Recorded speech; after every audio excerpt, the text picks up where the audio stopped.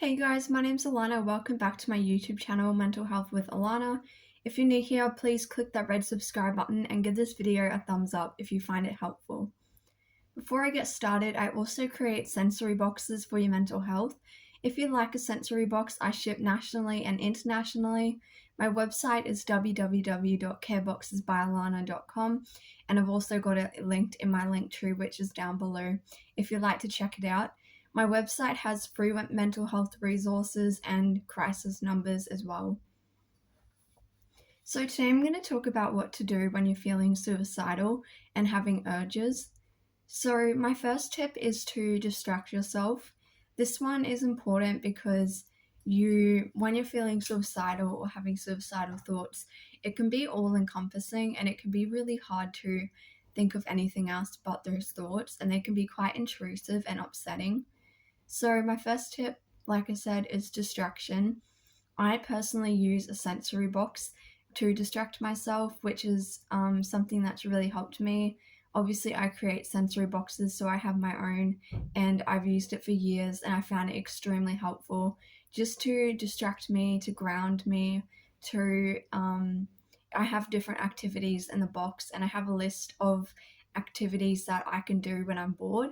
So I've got an art journal in there, I have my fidget toys, I have a um, game, I have some dialectical behavioral flashcards which have different activities on them which I use, and just stuff like that. Comforting items such as essential oils, I have candles in there that smell really nice. I've got chewing gum, just different things, lollies, things in there that can provide me with comfort and distraction. It's really important to distract yourself as long as you can. So yeah, I use my sensory box and the tools that are in there, and I personalize the sensory box for me of things that I like to do and just things that help me. You can distract yourself by doing a number of things. Personally, I really like to bake. So if I'm feeling suicidal and I've got those thoughts in my head, I like to bake cupcakes or do pancakes or do something. And this is a really great one because you can bake something and then share it with the rest of your family or friends, or you can give it away as a little gift to someone. And I like this because it gets the focus off yourself for a bit and onto a task that is very methodical, and you can put music on, and it's just really relaxing, and I personally find it really helpful. But you can distract yourself with anything. The other thing I like to do is art, so I'll do some drawing, some painting. um, I have diamond art as well that I love doing, so diamond art is always a big one for me. You can get paint by numbers, really anything that just takes you away from your thoughts for a bit, and something that's going to keep you distracted for a longer amount of time is quite helpful. My second tip is to reach out to a friend or family member or a crisis support line. There are different crisis numbers. I have them linked on my website, as well as a list of apps that I find helpful if you'd like to check them out. But using tools like that can be really helpful when you're struggling, and letting someone know that you're having a hard time. You don't have to tell them that you're feeling suicidal. It can just be that you're struggling, and send a message to a friend, family member, and see if they can support you. If you're not able to get in contact with a friend or a family member, then please use crisis support lines. There's one such as Lifeline, Beyond Blue has one, Headspace within Australia has eHeadspace, and it's really good because when you talk to these counselors, they actually give you worksheets and tools and apps that you can use. And I've used this myself a few times and I found it really good. And it's all free as well. If you're outside Australia, I actually have a list on my website of all the different countries with numbers that you can call. I linked to a Tumblr page that I found that has numbers for across the world. So if you're not in Australia, then please look at them. There's also within Australia the acute care team. Personally, I've never really found this team very helpful. They're basically a crisis team. Unfortunately, I've never had a very good or positive experience with them from the times I've interacted with them. That's just the local one that we have where I live, but obviously it's going to differ from state to state, and country to country, so, and like what city you're living in. So I'm not saying that like completely, leave out that one, but I'm just saying personally, I haven't really found them the best.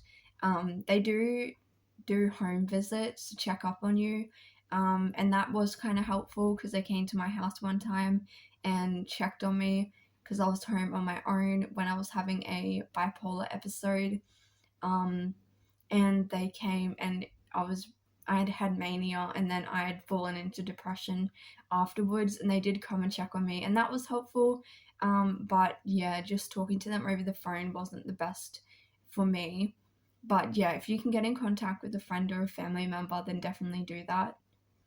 My next tip is to write out a list of every single thing you feel grateful for. And when you're feeling really bad, this can be quite difficult, but this helps you get your focus on the things in your life that are positive. And I'm sure that you can find at least one thing. It could literally be a simple thing like I made myself a coffee, or I'm really grateful for my dog, or I have a cat, so I like to go and sit with her. Um, just things like that. And writing out a list of gratitudes and things that you're grateful for can be helpful to remind yourself that there are still positives in your life. Because when you're feeling suicidal, often that is the last thing that you're going to be thinking about, and you feel really overwhelmed with emotions. But if you can create a gratitude list and write down things that you're grateful for, I also like doing journaling. So you can find journal prompts on Pinterest, and online, and I like to do journal prompts. I also like to write poetry about how I'm feeling, write in my journal, express my emotions, get it all out on paper. Getting it out on paper is really great. You can scribble, you can draw, you can write how you're feeling. Any of those things are great because it's getting it out. And I suppose the whole premise of this video is that when you're feeling suicidal, you need to have tools in place and things that you can use, for when you are feeling like this. And it's really helpful to practice these things when you're not feeling suicidal, so that when you are, okay, I can go and use my sensory box, I can text and call a friend, I can use my distraction techniques. You have these things there already and have them in an accessible place so that you can get to it easily and find it quickly and be able to use them. Obviously, if you're in an emergency, please call 000 if you're in Australia. If you're in another country, please call your local emergency department, because that's really important to keep yourself safe. Um, and the last tip would be to remove any items that could, put you in danger. So just making sure that your space is really safe, and making sure that you don't have anything around that you can harm yourself with. And maybe you need to go and spend a day with a friend. If you have a family member at home, maybe go and sit with them, and just let them keep an eye on you, just so that you're not on your own. Obviously, this isn't going to work for everyone because you may live on your own, and not have access to anyone. But if you do, that's a really great idea, and that's what I've done in the past. So I hope this video was helpful. Please comment down below your tips and what you do when you're feeling suicidal and having those thoughts. It's a really horrible thing to struggle with, and I can completely relate to everyone who's experienced this, and it's really not nice. But there are ways to keep yourself safe and, look after yourself even when you are feeling bad. So I hope this video was helpful, and I'll see you in my next one.